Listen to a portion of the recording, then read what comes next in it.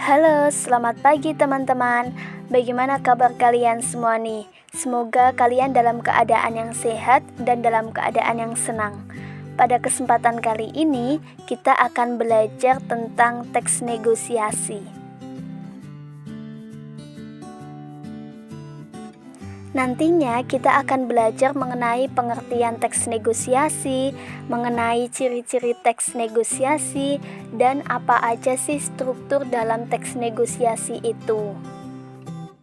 Yang pertama yaitu mengenai pengertian teks negosiasi.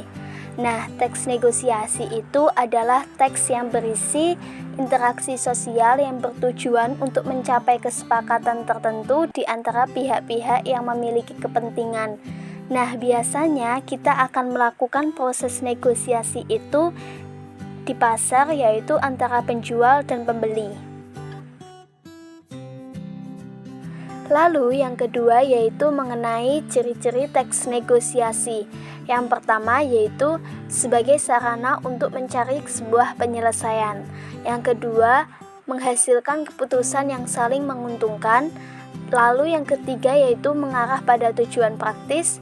Yang keempat yaitu untuk memprioritaskan kepentingan bersama atau dapat disebut juga sebagai win-win solution. Nah, setelah mengetahui tentang ciri-ciri teks negosiasi, selanjutnya kita akan mengetahui apa aja sih struktur dalam teks negosiasi itu sendiri. Yang pertama yaitu orientasi. Orientasi itu merupakan awalan percakapan berupa kata salam dan menanyakan barang atau permasalahan yang dihadapi. Lalu yang kedua, permintaan. Nah, permintaan ini ialah pihak yang ingin tahu menanyakan suatu barang atau masalah yang dihadapi. Contohnya ialah permintaan pembeli kepada penjual. Yang ketiga yaitu pemenuhan. Pemenuhan ini merupakan suatu pemenuhan pihak terkait, contohnya penjual, terhadap permintaan pembeli. Yang keempat yaitu penawaran.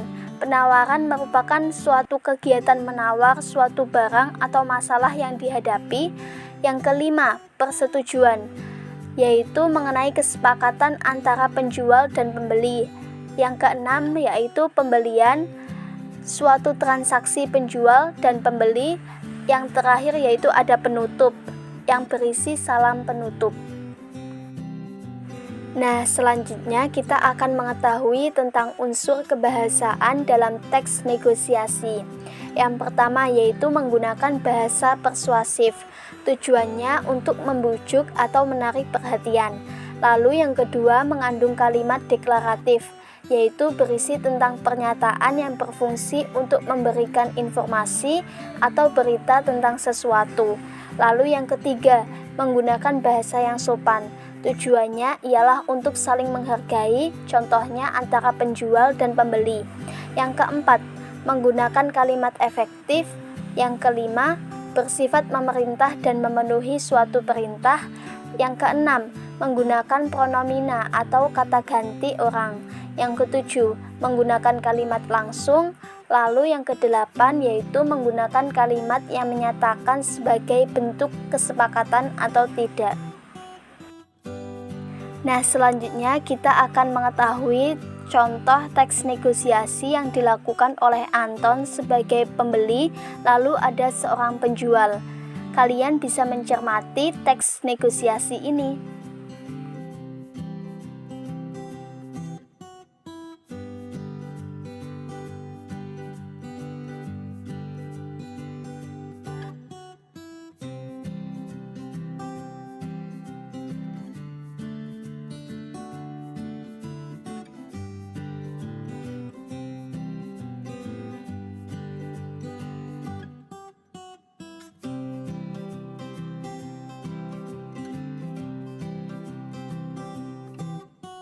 Nah, pada kesempatan kali ini kita sudah belajar mengenai teks negosiasi. Yang pertama tadi ada pengertian, lalu yang kedua ada ciri-ciri, yang ketiga ada struktur, lalu yang keempat ada unsur kebahasaan. Tadi kita juga sudah mencermati contoh teks negosiasi yang dilakukan oleh Anton dan penjual. Semoga apa yang sudah kita pelajari pada kesempatan kali ini akan bermanfaat di kemudian hari. Kalian juga bisa bertanya jika masih belum paham. Terima kasih dan sampai jumpa.